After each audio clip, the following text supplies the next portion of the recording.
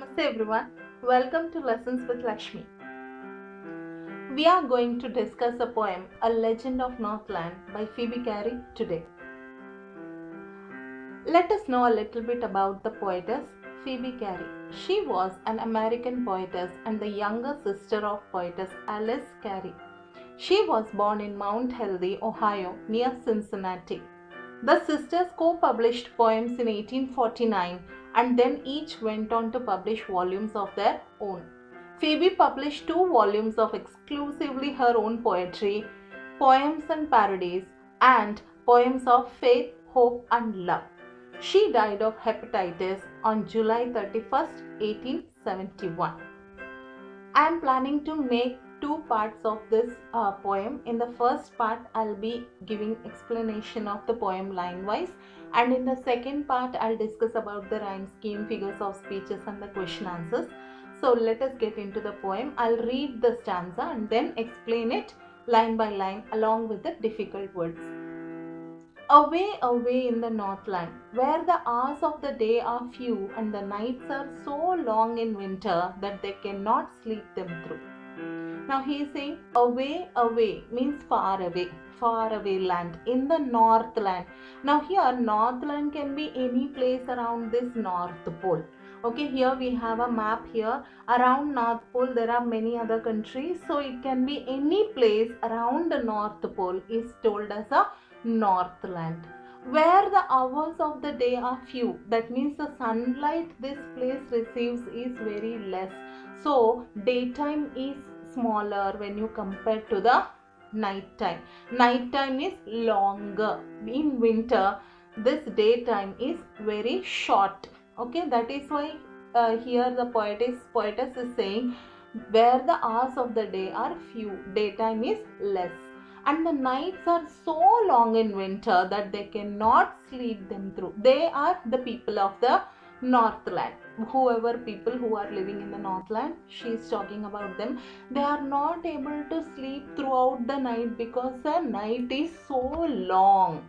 That is why they are not able to sleep throughout the night.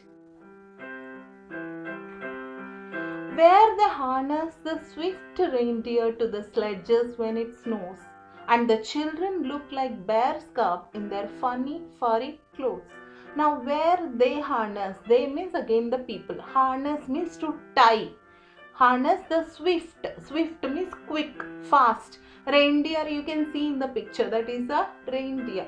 These are the animals which are used for transportation. They are tied onto the sledges and that is called as a sleigh.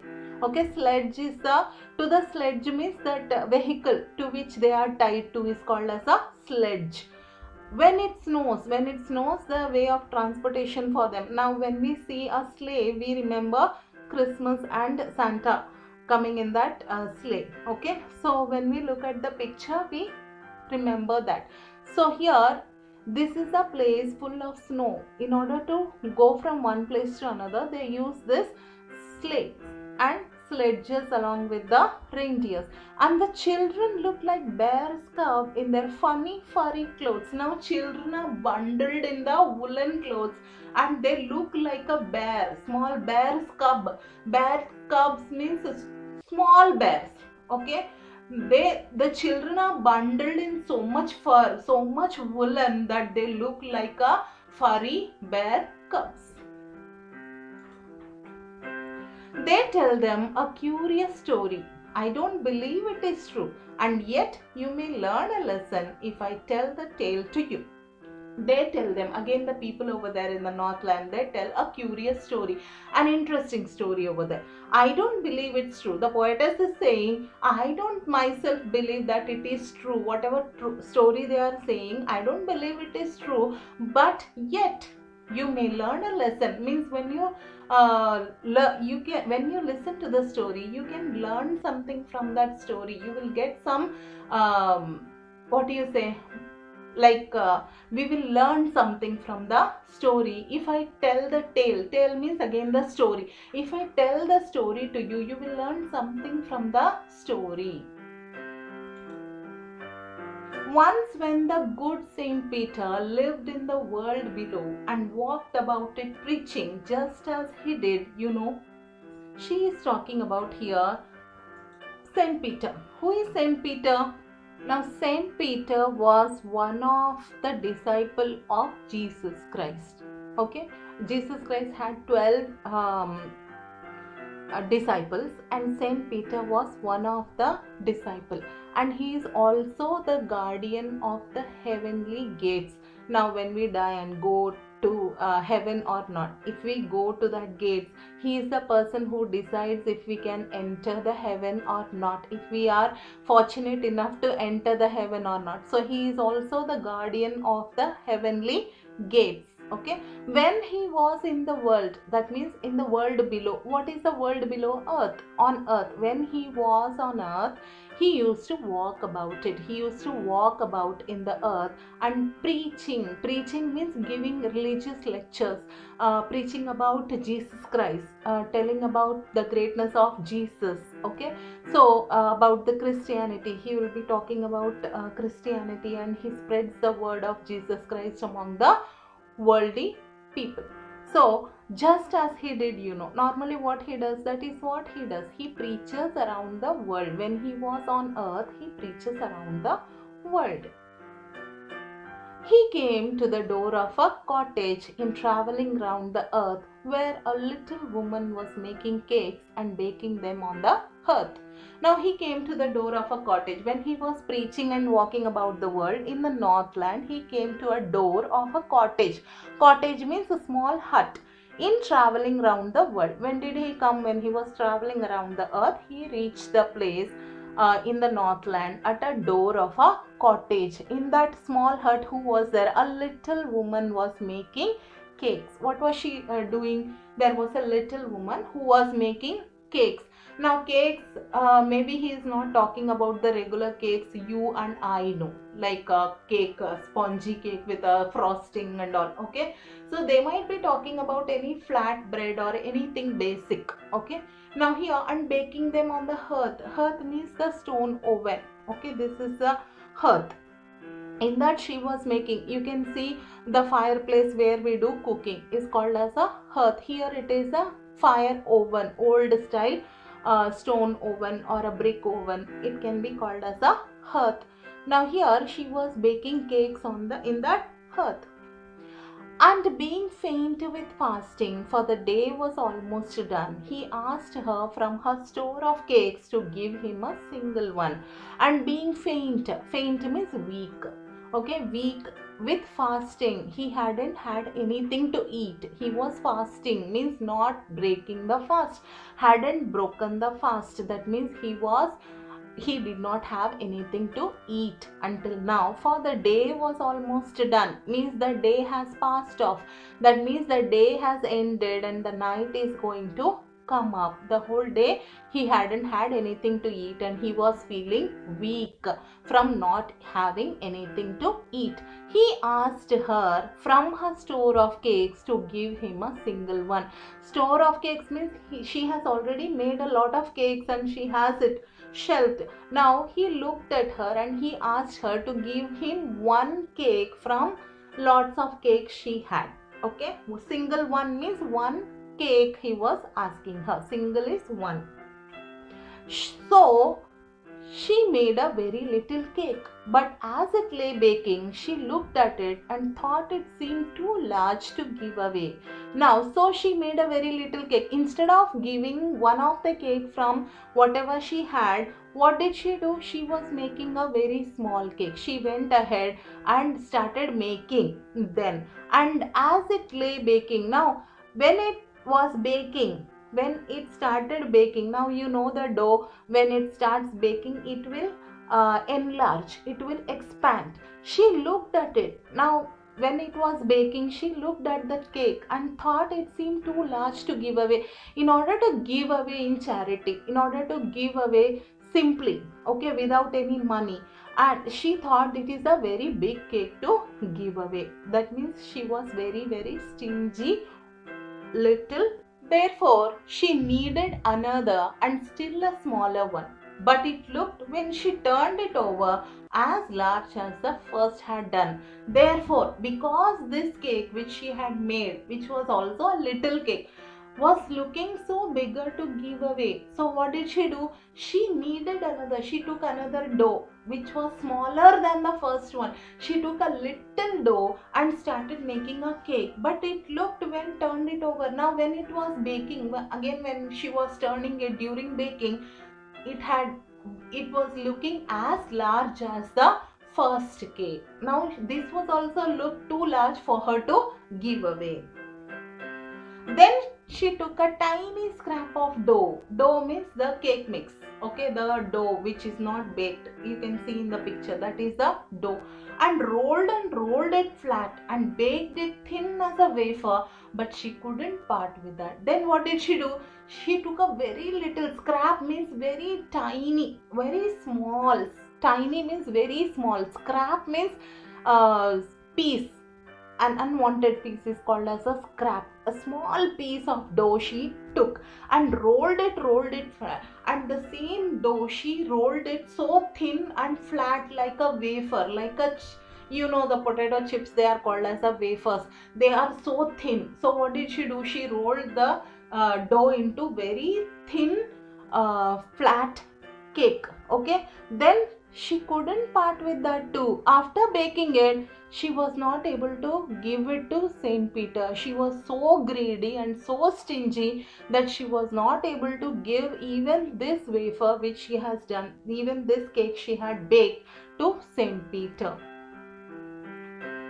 For, she said, because. For means what? Because. She said, my cakes that seem too small when I eat of them myself are yet too large to give away. So she put them on the shelf. Now what did she do? Because why she could not give the cake to Saint Peter? She was saying, my cakes that seem too small when I eat of them myself. When I eat the cake, they seem too small. But when I go to give away to Saint Peter, they look so large. So she put them on the shelf. She was not ready to part with even a single cake. Then good Saint Peter grew angry. Now saint means a person who has given up everything, materialistic things in his life, and even anger. This person will never get anger, but because of her behavior, even the saint also got angry. For he was hungry and faint. For means because he was very hungry, and faint means weak. And surely such a woman was enough to provoke a saint. And surely such a kind of a woman who cannot give up anything, okay, who cannot give away anything to anybody, can cause anger to anybody. Provoke means to cause anger, to get anger, to instigate anger. So then good Saint Peter grew angry. Why? Because he was hungry. He was very hungry and faint, weak. And surely such a woman was enough to provoke a saint. Even a saint will get angry by looking at such kind of a person who is so greedy. And he said, you are far too selfish to dwell in the human form, to have both food and shelter and fire to keep you warm. Now, Saint Peter cursed the little woman. He said, you are far too selfish to dwell. Dwell means to live.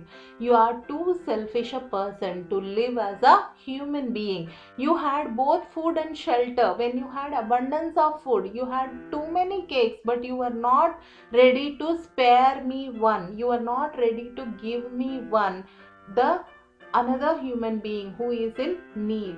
So you had a lot, and you have a shelter, and you are comfortable inside with a fire in this cold environment. You are comfortable because you had a fire to keep you warm. After having everything too, you are not ready to help another human being. So you are not fit to be a human being. So he cursed her. As what? Now you shall build as the birds do, and shall get your scanty food by boring all day in the hard, dry wood.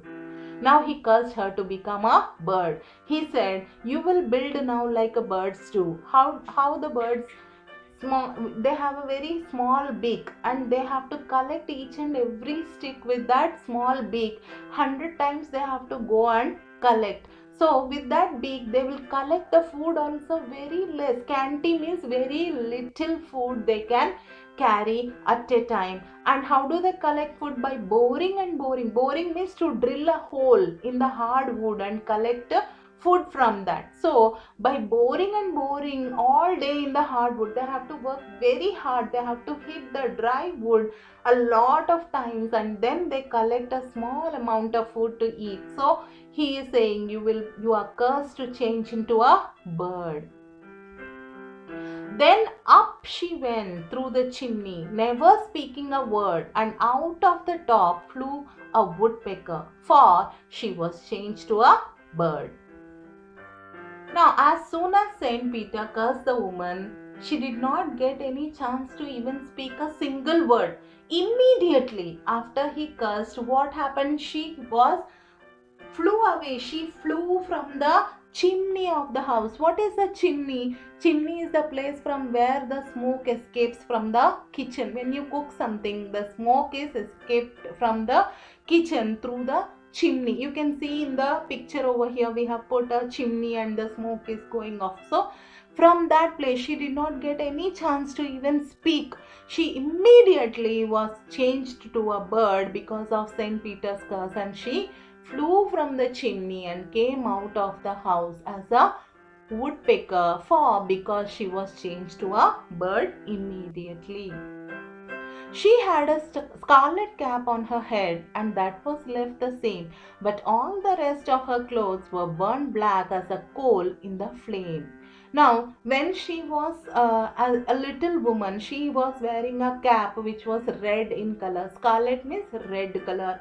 Okay, she was wearing a cap which was red in color, and that was left the same. So here the bird also has a cap like structure. The feathers are red in color, but all the rest of her clothes were burned black. Now all the clothes she was wearing were burned black, and that changed to black in color like coal. How coal looks black, same way her clothes were burned to black in the flame, and whole body of the bird is black in color.